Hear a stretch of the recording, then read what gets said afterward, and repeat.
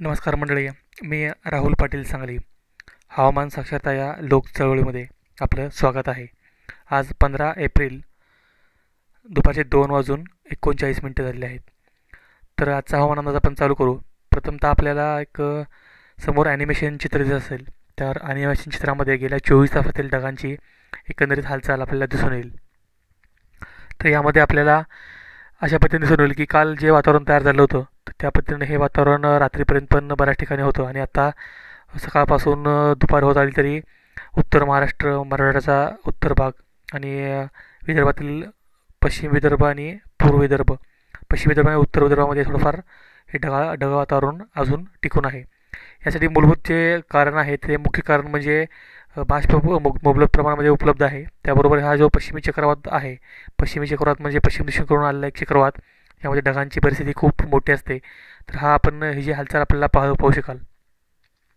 तर कोणकोणत्या जिल्ह्यामध्ये पावसाचं वातावरण आहे सध्या हे आपण पाहू. तत्पूर्वी आपल्याला एक महत्त्वाची सूचना होती. हवामान साक्षरता लोकचळवळ हे जे आपलं लोकप्रिय यूट्यूब चॅनल आहे, याचे जे 58,400च्या आसपास जे प्राथमिक अनुयायी सभासद आहेत, तर त्यांनी आठवणीनं येथील व्हिडिओ आहेत ते जरूर पुढे पाठवावे, कारण अवकाळी पावसाची शक्यता जी आहे त्यामुळे नवीन लोकांना ह्याचा लाभ होईल.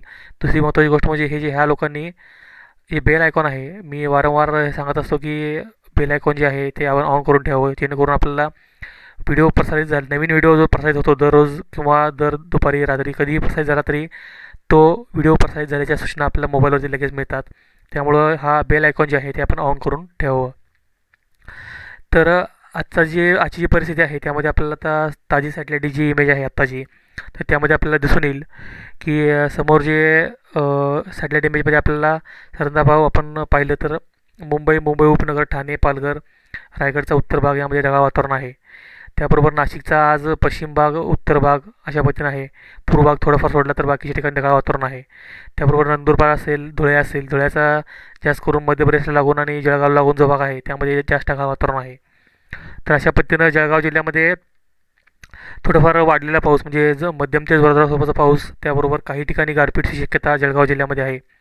त्याबरोबर बुलढाणा जिल्ह्यामध्ये सुद्धा जे गारपीटची शक्यता आहे.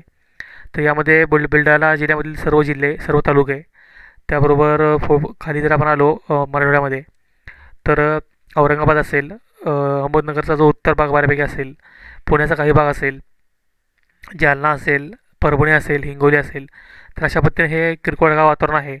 जर आपण त्याखाली जर आलो तर सांगली, कोल्हापूर फक्त वगळता, म्हणजे सिंधुदुर्ग, रत्नागिरी, सांगली, कोल्हापूर आत्ता वगळता, साताराचा हलका भाग, काही भाग, पुण्याचा काही भाग, अहमदनगरचा दक्षिण भाग, उस्मानाबाद बहुतांश जिल्हा, सोलापूरचा बहुतांश भाग, सांगलीतील जतकडील भाग थोडाफार ढगाळ वातावरण आहे. व लातूरसुद्धा थोडाफार ढगाळ वातावरण आहे. नांदेडसुद्धा बऱ्याच अंशी ढगाळ वातावरण आहे. यवतमाळकडील जो भाग आहे नांदेडचा, तोही बऱ्याच अंशी ढगाळ वातावरण आहे.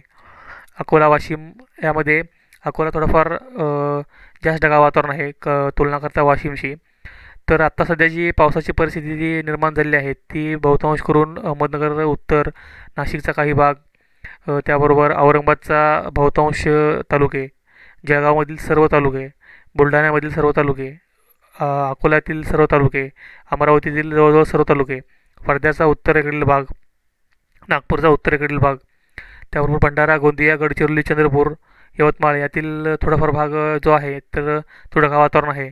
सध्या तरी चंद्रपूर आणि गोंदिया हे निरभ्र असले तरी थोड्या वेळाने परत ते ढगाळ होण्याची शक्यता आहे. तर अशा पद्धतीनं आज विदर्भ, उत्तरेकडील भाग म्हणजे ह्याचा अर्थ काय की महाराष्ट्राची जी उत्तरेकडील सीमा आहे गुजरात आणि मध्य प्रदेशला लागून, तर या जवळजवळ सर्व जिल्ह्यामध्येच अवकाळी पावसाची शक्यता निर्माण झालेली आहे. आणि ही पावसाची शक्यता थोड्या वेळानं बळकट का होत जाईल ह्याला कारणीभूत म्हणजे मुख्य घटक जो आहे तर तो वातावरणातील पाण्याची वाफ किंवा बाष्प. तर बाष्प मुबलक प्रमाणात उपलब्ध आहे. ते उत्तरेकडून तुलनेने थंड असलेलं बाष्प खाली येत आहे. अशा पद्धतीने ही परिस्थिती आहे. जर आपण